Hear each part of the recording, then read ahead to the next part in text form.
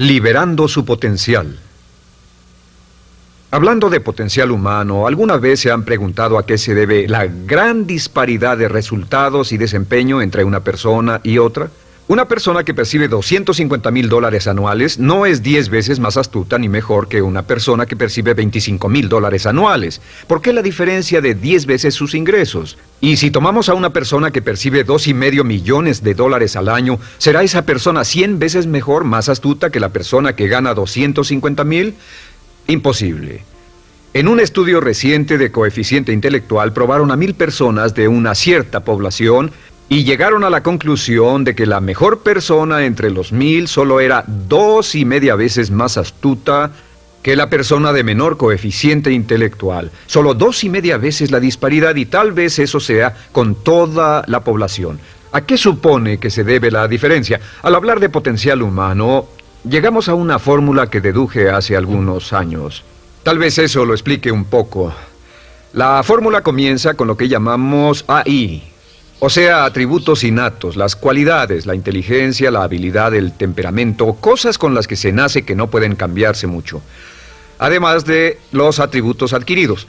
Estos atributos son muy importantes, son su educación, su capacitación, sus capacidades, su experiencia, conocimiento, sabiduría, etc., multiplicado por A, que es su actitud, es igual al potencial humano individual o al desempeño humano individual o resultados individuales humanos. Ahora, de estos tres, los atributos innatos se traen desde el nacimiento.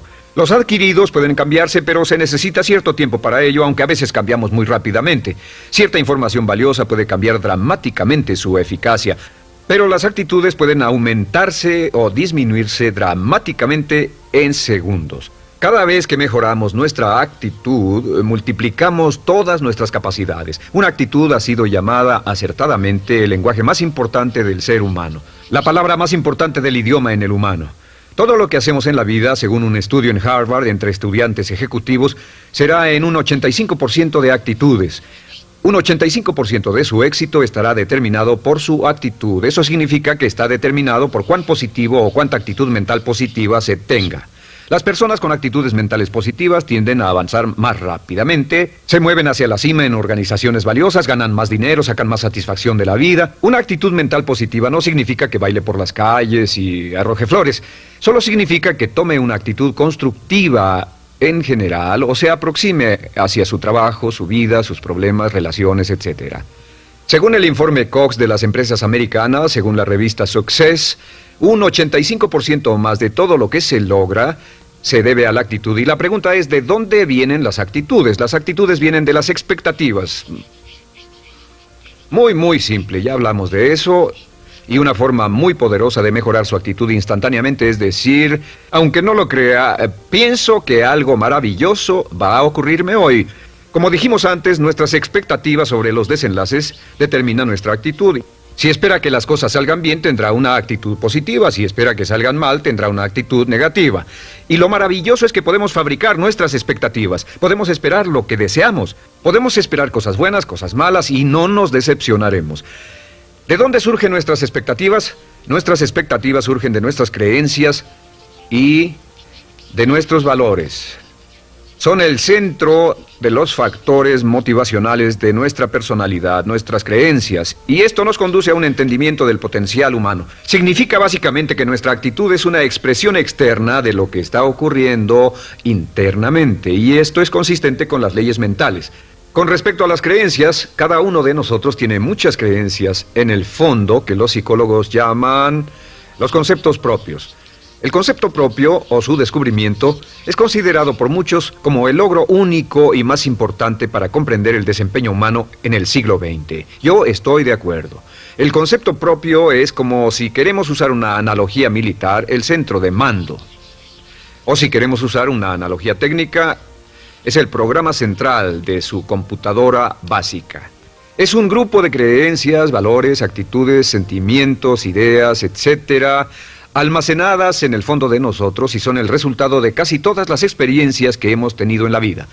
Y algunos investigadores dicen que el concepto propio comienza a formarse aún antes del nacimiento, pero el concepto propio, una vez colocado, Precede, predice y determina sus niveles de eficacia y desempeño en todas las áreas de nuestra vida. El concepto propio se convierte en el centro de mando o el programa maestro. El concepto propio de este grupo de creencias determina lo que dirá, lo que hará, cómo actuará, cómo se siente y reacciona, etc. ¿Qué significa esto? Significa que todas las mejoras en su vida externa, todos los cambios en su realidad comienzan con un cambio en su concepto propio. Les voy a explicar lo que significa. Esta es una gráfica muy simple. Hablamos de potencial humano y decimos que la persona promedio usa un 10% o menos de su potencial. Según investigaciones, tal vez es mucho menos. El Instituto Stanford Brain en Santa Clara, California, estima que tal vez se aproxime a un 2%. Seremos generosos y diremos que la persona promedio usa un 10%. Significa que en los mejores casos, la mayoría, como usted o yo, no usamos un 90% de nuestro potencial. Uno de los mejores filósofos, Oliver Wendell Holmes, dice que la tragedia de la persona promedio es que llegan a la tumba con su música aún por dentro. Aún están funcionando con mucho menos de su potencial total. Y esto es el potencial humano. Sabemos que existe una relación directa entre el potencial humano y el concepto propio. Pero como nuestros conceptos propios o nuestras estimaciones de nosotros mismos generalmente son mucho menores de lo que debieran ser, nuestro nivel de desempeño y eficacia también es menor. Sabemos que nuestro concepto propio es altamente subjetivo. ¿Qué significa esto? Significa que el concepto propio, lo que pensamos que es cierto sobre nosotros mismos, no está basado en la realidad, está basado en información que hemos tomado y aceptado como cierto, hasta el grado en que creemos lo que sea de nosotros mismos y se vuelve cierto para nosotros porque actuamos de una forma consistente con ello. Algunas personas que leen sus horóscopos y creen en horóscopos predicen su futuro. Hay algunas personas que toman la crítica y las opiniones de otros a quienes ni siquiera respetan y hacen suyas esas ideas, dando un resultado muy negativo. Lo que piense, lo que acepte como cierto, se vuelve cierto para usted. También sabemos que como adultos tenemos una variedad de conceptos propios. Tenemos un concepto propio de cómo vestirnos, cuánto pesamos, lo que comemos, lo bien que podemos hablar en público, qué tipo de padres somos, qué tipo de hijos somos con nuestros padres, qué tipo de esposo o esposa somos, qué tipo de amante, de conductor. Lo interesante de manejar es que todos los hombres tienen un concepto muy positivo con respecto a esto. Las mujeres no entienden esto, pero los hombres nacen con un genio inherente para manejar. Todos los hombres son choferes excelentes. Si no lo creen, todo lo que tienen que hacer las mujeres que están viendo esto es pensar en la última vez que trataron de corregir la forma de conducir de un hombre y recordarán que no obtuvieron buenas respuestas. ¿Cómo respondemos ante alguien que desafía nuestro concepto propio, sugiriendo que no somos las personas que pensamos ser? Estamos a la defensiva, nos enfadamos, nos irritamos, es difícil que nos traten. Tenemos un concepto propio de lo creativos que somos, lo inteligentes, lo rápido que leemos, lo bueno que somos en los deportes, y si practicamos una gran variedad de ellos, tenemos un concepto propio para cada uno de ellos. Tenemos un concepto propio de lo bien que cocinamos, de lo bien que educamos a nuestros hijos, de lo bien que limpiamos nuestra casa, los autos que manejamos, etc. Y también de lo que valemos por lo que ganamos. Es muy interesante saber que nunca ganamos más del 10% de nuestro concepto propio en ingresos. Nuestro concepto propio determina nuestro nivel de ingresos. Este nivel de concepto propio se llama zona de confort. Y aunque querramos más dinero, veremos que la tendencia humana natural de todas las actitudes es luchar por lograr entrar a la zona de confort y luego quedarnos ahí.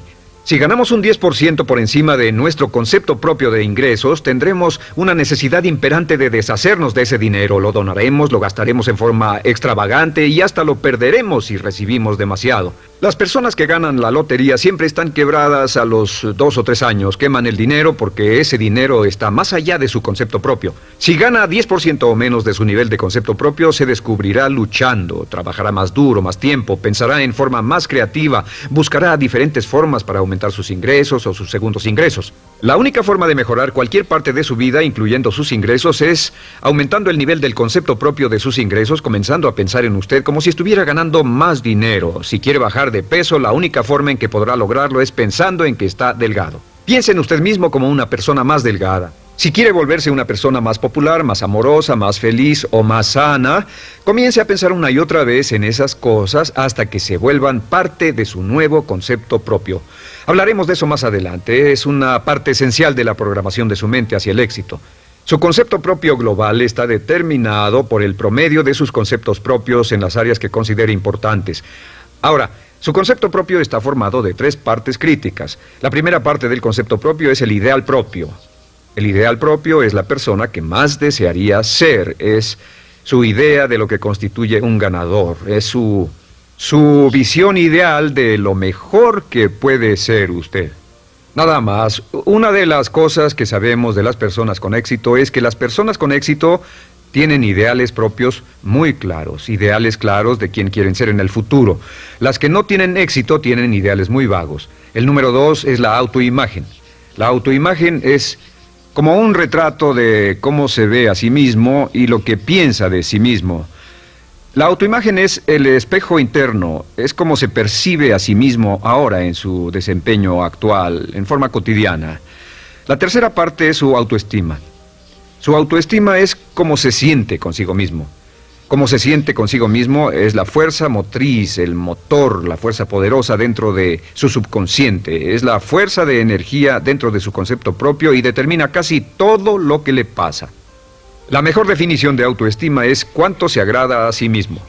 Cuánto se agrada a sí mismo como esposo, cuánto se agrada a sí mismo como empleado, cuánto se agrada a sí mismo como jefe, como inversionista, como orador profesional, como atleta, etcétera. Según se agrade a sí mismo, su nivel de autoestima, su sentimiento emocional global respecto a cualquier área de su vida, determina su desempeño y su eficacia en dicha área.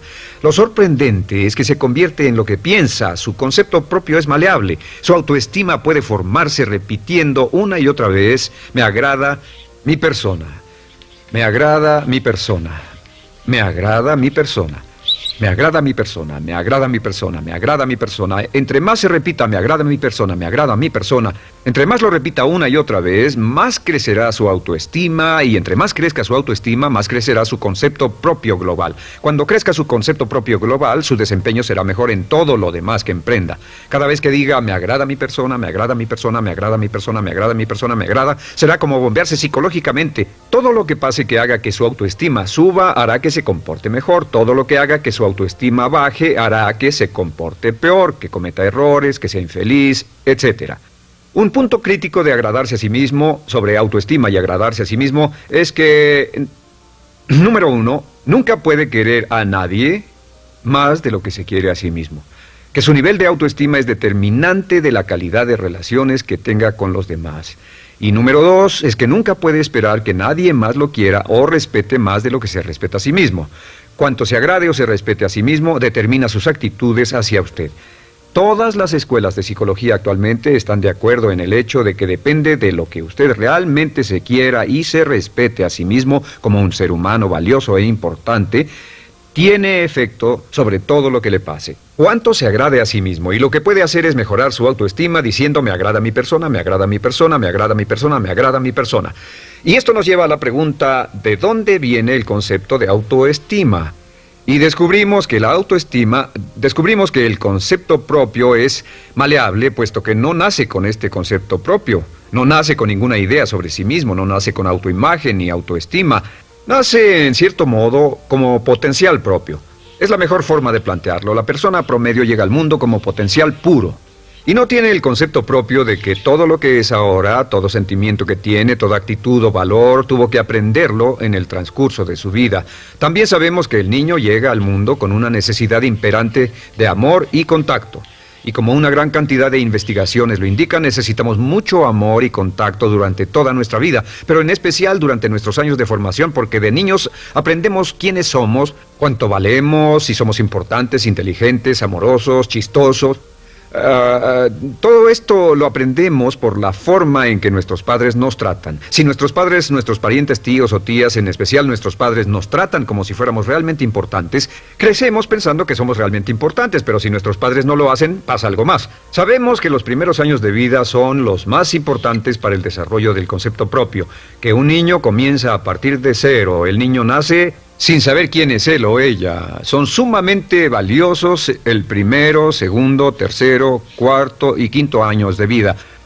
Algunos psicólogos pensaban que eran los 5 primeros años, pero ahora dicen que son los 3 primeros años. En sus 3 primeros años de vida el niño aprende quién es, y dicen que si se les da suficiente cantidad y buena calidad de amor en los 3 a 5 primeros años, los prepara usted de por vida. Los coloca en una base sólida de autoestima y confianza en sí mismos, valor e importancia realmente. Existe una relación directa entre la calidad y la cantidad de amor y el desarrollo de una personalidad sana.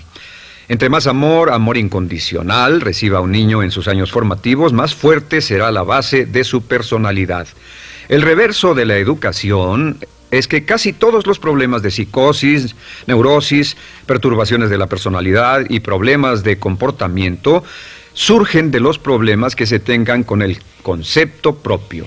Ahora observemos a los adultos. Aquí está nuestra personalidad adulta. Si nos observamos, podemos llegar a reparar nuestras bases, por así decirlo, repitiéndonos una y otra vez: me agrada mi persona, me agrada mi persona, me agrada mi persona, y llevamos ese concreto reparador hacia la base de nuestra personalidad. Los niños necesitan el amor como las rosas necesitan la lluvia. Los niños que carecen de amor a menudo mueren por escasez de amor. Es una enfermedad llamada marisma. Ahora, ¿qué más sabemos sobre los niños? Sabemos que los niños llegan al mundo con dos atributos notables. El primero es que no sienten temor. Los niños nacen sin temores. No temen a nada excepto a caerse y a los ruidos fuertes. Y esto se expresa en sus actitudes: yo puedo.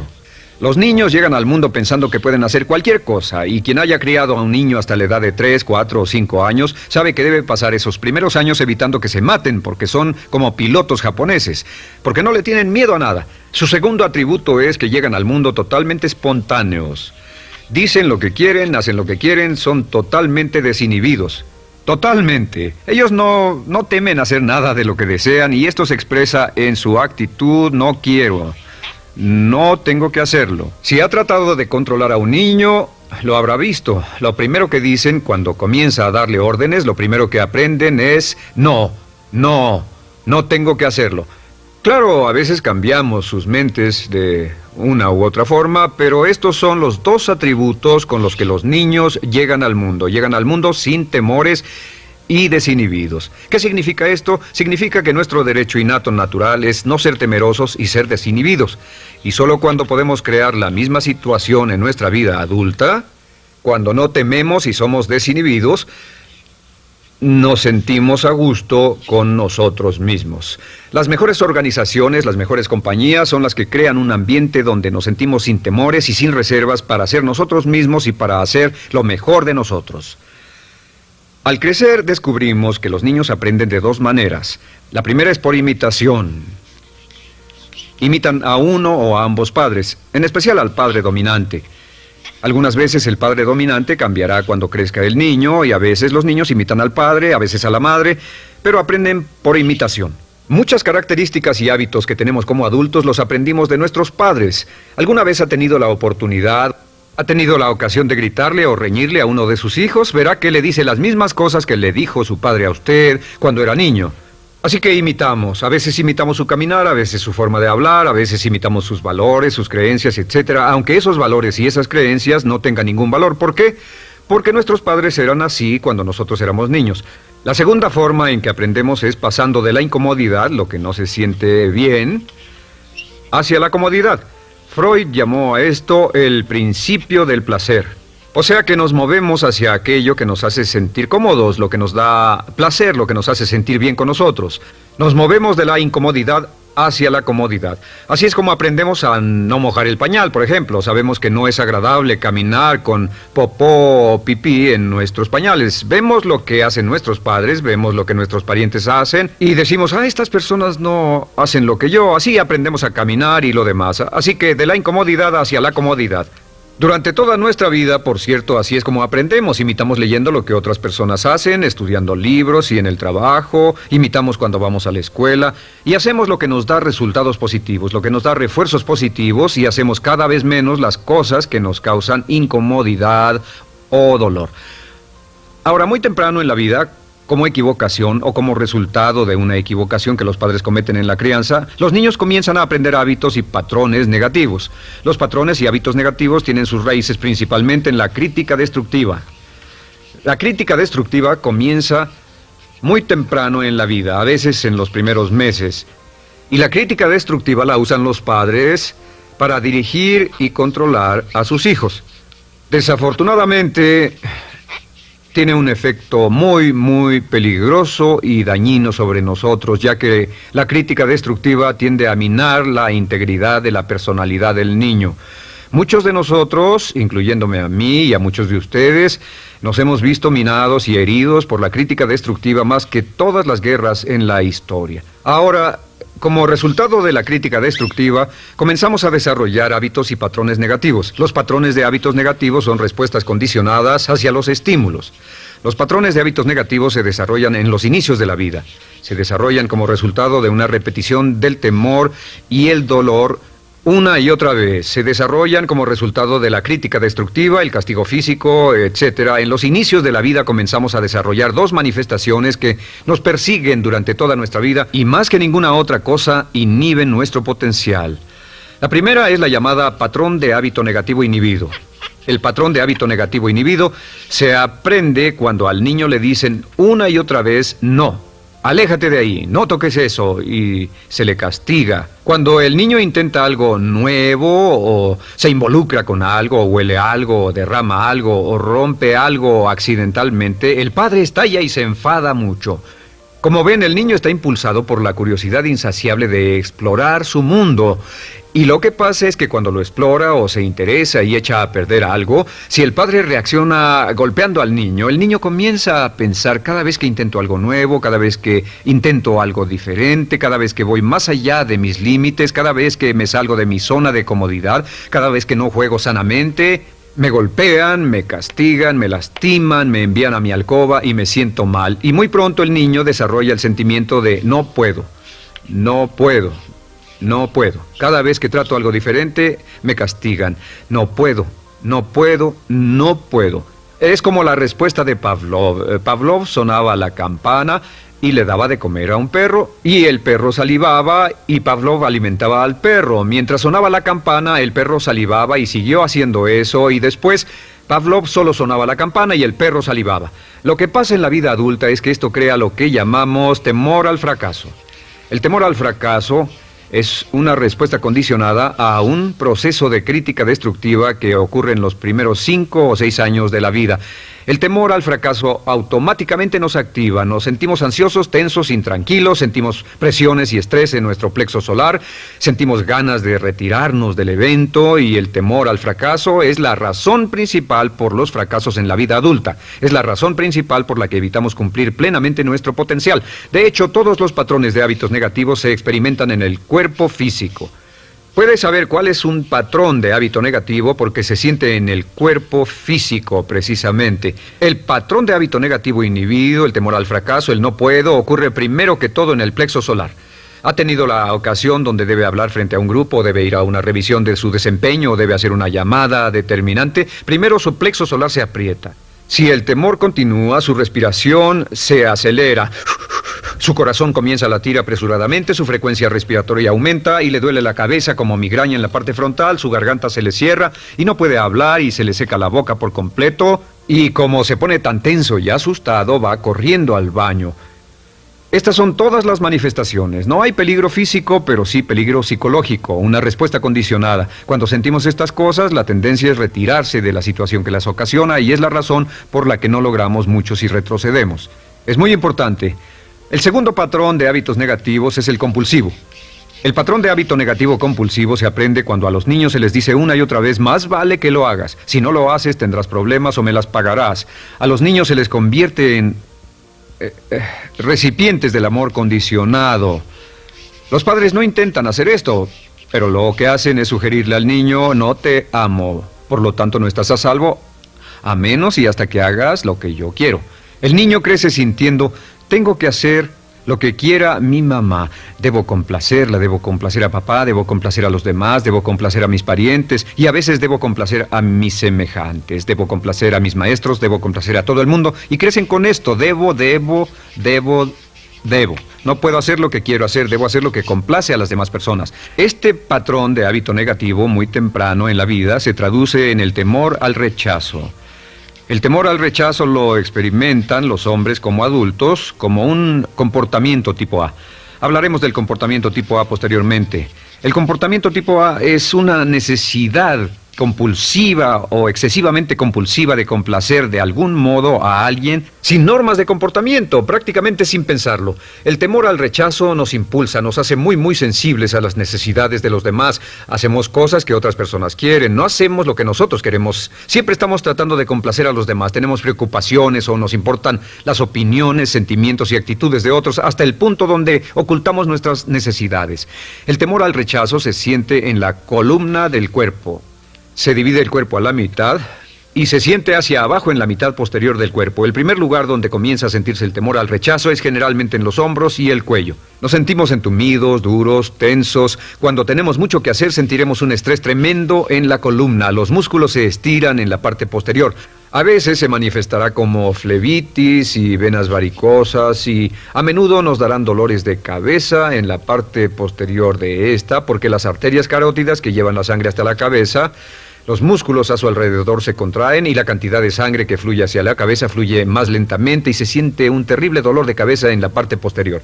Estos dos temores, los patrones de hábitos negativos compulsivos, el compulsivo y el inhibitorio, son resultado de la crítica destructiva, el gran destructor de la personalidad que nos persigue durante toda la vida. Y lo maravilloso de todo esto es que como son patrones de hábitos aprendidos, podemos olvidarlos. Podemos acabar con el temor al fracaso que nos detiene. Podemos acabar con el temor al rechazo que hace que hagamos cosas que complacen a los demás en vez de complacernos a nosotros, trabajando con nuestra propia autoestima. Porque existe una relación inversa entre la autoestima y el patrón de hábitos negativos. Porque entre más se agrade a sí mismo, menos teme al fracaso. Entre más se agrade a sí mismo, menos teme al rechazo. Entre más se agrade a sí mismo, menos temerá a cualquier cosa. Y si sigue repitiendo, me agrada mi persona, me agrada mi persona, me agrada mi persona una y otra vez, si sigue diciendo esto, con el tiempo su autoestima sube más y más y más y más y sus temores desde luego bajan. Cuando su autoestima sube, sus temores van en dirección opuesta. Ahora, ¿cómo enfrentar la crítica destructiva si debe criticar a otras personas? Pues eso es muy simple. Muchos padres nos han preguntado eso. ¿Cómo se controla a los niños? Una de las claves para controlar a los niños es dirigirlos para que hagan algo constructivo en lugar de hacer algo destructivo. Otra cosa que debe recordarse es que lo que quiere hacer es que quiere dar una crítica informativa, crítica constructiva, lo que significa que se les dice a los niños lo que pueden hacer o a los adultos lo que pueden hacer mejor. Todo el propósito de dar retroalimentación de cualquier tipo es mejorar el desempeño. Si es padre o si es jefe o si es una persona en una relación, si una persona está haciendo algo malo o inadecuado, todo el propósito de darles cualquier tipo de retroalimentación es para que puedan hacerlo mejor. Sin embargo, existe una relación directa entre la autoestima y la crítica destructiva. Cada vez que se critica a una persona, su autoestima baja. Y cada vez que su autoestima baja, su habilidad para desempeñarse baja. Si critica a una persona en forma destructiva demasiado tiempo, llegará a un punto donde no intentarán nada. Se convierte en lo que llamamos hipersensible. Un adulto hipersensible es aquel que no puede aceptar críticas de nadie. Un adulto hipersensible es una persona que está muy tensa, ansiosa, si siquiera sugiere que no está haciendo lo correcto. Si trata con un adulto hipersensible, la clave es sentarlo y recordar 4 cosas. Número 1, comenzar con alabanzas. Número 2, proteja la autoestima de la persona a toda costa. Número 3, discuta el desempeño y no a la persona. Hable del comportamiento más que de la persona. Y número 4 es enfocarse hacia el futuro en vez de en el pasado. Enfóquese hacia lo que va a hacerse en forma diferente en el futuro en vez de lo que pasó en el pasado. ¿Por qué? Una razón muy simple, porque una persona no puede controlar el pasado. Al no poder controlar el pasado, cualquier crítica de lo que han hecho en el pasado les da un estrés tremendo y frustración. Así que en resumen, la clave del éxito en la vida es una actitud mental positiva. Una actitud mental positiva se basa en expectativas de éxito, de una serie de expectativas positivas. Esa serie de expectativas positivas se basa en sus creencias y en su concepto de sí mismo. El centro de su concepto propio que determina su eficacia en la vida es su autoestima, y su autoestima se mide por cuanto se valore a sí mismo. Las dos cosas que nos frenan más que nada son el temor al fracaso y el temor al rechazo. Y uno de nuestros secretos centrales de éxito es este: Conviértase en un organismo generador de autoestima perpetua. Haga continuamente cosas para usted mismo, hacia sí mismo en su vida, que hagan que se agrade a sí mismo, que se ame, que se acepte, que se respete, que hagan que se sienta fantástico con usted mismo. Si es un jefe o un padre, no olvide que la clave para el máximo desempeño en su hogar y en su trabajo es hacer que las personas se sientan maravillosamente consigo mismas. Entre mejor se sienta consigo mismo y más se agrade, más probable será que logre que las personas a su alrededor lo quieran, lo acepten, lo respeten, se respeten.